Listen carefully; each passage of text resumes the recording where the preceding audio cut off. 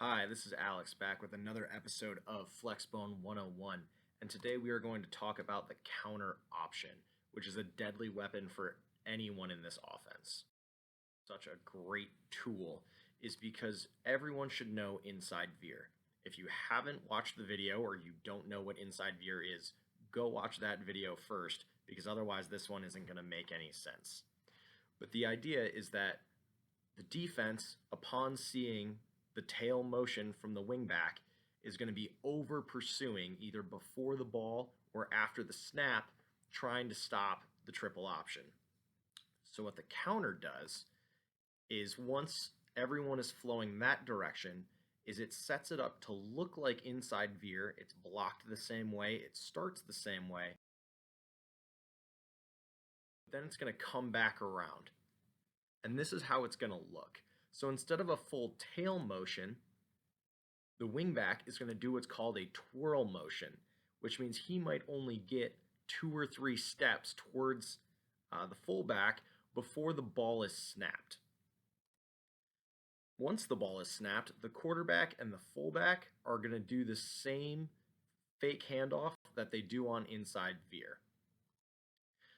We're still going to have our count system with the first man outside the B gap being the 1 and the next man outside being the 2. That twirl motion is then going to turn around and still arc block to the outside. Additionally, to pick up the extra man that we're losing, we're going to pull the guard, and the guard is going to be responsible for number 1. Usually that's what's called a log block, where they're going to try to get their head across the body and drive him down the line just to keep a helmet on him so that he can't interfere with the pitch. The backside wingback is then going to become the pitch man, so he has to sprint back to get into pitch relationship. And the quarterback, after faking the handoff to the B-back, is going to immediately turn towards the line of scrimmage and go the opposite way. You don't want him turning his back to the line of scrimmage because that's when he loses vision and makes things a lot harder for the offense.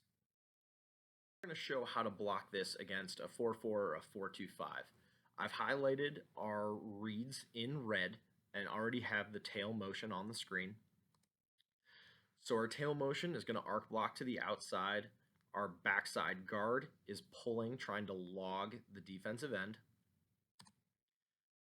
Our interior linemen are making this look exactly like if Inside Veer were going to the right. So you'll notice the right tackle is coming down on the backer. Everyone's scooping to that side. The only difference is the pulling guard.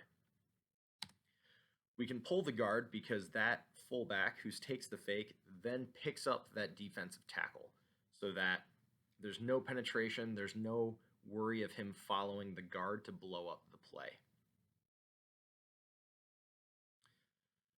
Next, let's show it against an odd front with a 3-4. Again, the reads are highlighted. We have our pull and our arc block by our guard and wing respectively.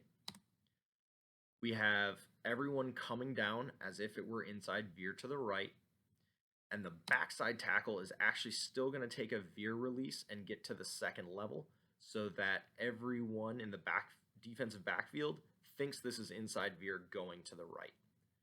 And again, our fullback is going to pick up the defensive tackle in this case.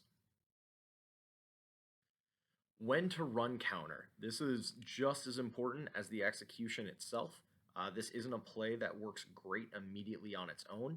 It needs to be set up through that constant fear of Inside Veer and toss and everything going to the outside with that tail motion to the right is when you need to be ready to call counter to the left after they've begun to stop that attack.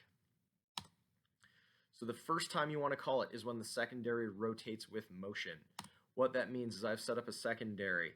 This is going to be a 4-man defensive backfield. It could be the same as a 3-man defensive backfield, depending on how they're playing you. And what that means is as soon as they see that wingback go in motion, they're thinking toss, they're thinking Inside Veer, and they all rotate down and over to account for that.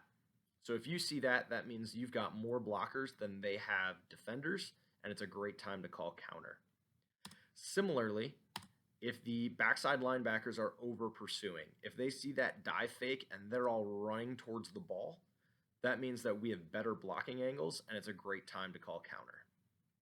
Take a look at what this looks like over the play itself. We're going to have our twirl motion, and you'll see him arc to the outside. He actually cuts the defensive end. If you're in a state that allows cut blocking, it's a great block. Otherwise, you really have to work with him to take a good angle to get his head to the outside. Our pulling guard, you'll see take the defensive tackle. He also, I believe, cut blocks. Our fullback is going to fake the inside veer handoff and then block. And you'll see that the backside A-back sprints to get in pitch relationship. And actually that this pitch winds up coming off the safety as he comes down, and you'll watch him fly way out on the pitch, which allows the quarterback to keep the ball.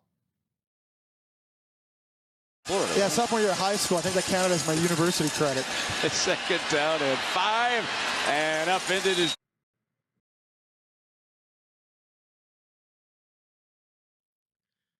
Thanks for joining me for another episode of Flexbone 101. As always, any questions, comments, concerns can go in the comments below.